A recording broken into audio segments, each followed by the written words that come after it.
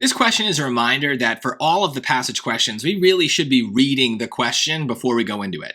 As you practice, you'll start to notice there's a lot of repeated question types, and so you kind of think, I don't need to read it, I kind of know what's going on, but you should always read it because of stuff like this, right? They're asking something very specific. Which question does the text most directly attempt to answer? In a way, this is basically a main idea question, right? But it's phrased in such a way that, I don't know, you should pay attention to that. So basically, let's just see. Let's go to the passage first and just kind of get a sense of what it's about.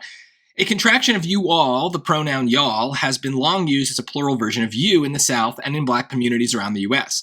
In recent decades, most other English-speaking communities in the U.S. have begun to use y'all. What explains its rise in popularity? Many varieties of English have no pronoun that specifically addresses more than one person and instead must use you to address both one person and more than one. But y'all always refers to two or more people. As a result, it conveys the speaker's meaning more precisely than you can. So my dumb summary says something to do with the difference between you and you all and regular you. So, okay, let's just look at the choices. How many other plural versions of the pronoun you are there in English besides y'all? Well, I guess the answer would be like maybe 0, but I don't really know. They're not really talking about that. I mean, the fact that they're not talking about it is what makes me want to say 0, but like, do they really even answer this question? Right? This is the benefit of this type of question, is that the choices are also questions. And if you can't answer those questions using the passage, that's not a good sign for the choice. So I'm stretching it to make A fit. Maybe that's the answer, is the fact that they're only talking about y'all makes it seem like maybe that's only one, but let's see. B, why has the pronoun y'all become more widely used in the US? It's become more widely used because it allows us to talk about you to a group of people without confusion. Notice that's just my memory of what I read, right? Like that is an answer that I came across here.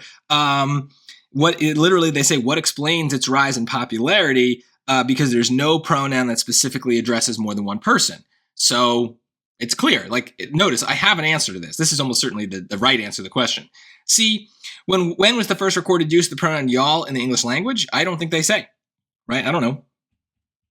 I don't think they say. They say in recent decades, things have changed, but that's not the same as giving me a date, right? D, is y'all commonly used in English-speaking regions of the world besides the US? Is it? My answer would be no, but I don't know. In recent decades, many other speaking communities in the US, so no, they only ever talk about the US, so I have no idea. I don't know. So there you go. I'm going to go with B. I'm not even going to go and revisit A. I didn't think it was right anyway, but, B certainly fits. I can just look at the passage, kind of pull out certain lines and answer that question.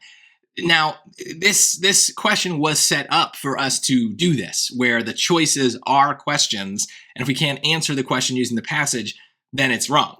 But we can actually take most other passages, especially main idea passages and ones about like the underlined function of a line, that we can do the same thing we're doing here. They won't be written as questions, but we can kind of rephrase the answer choices so they sound like questions.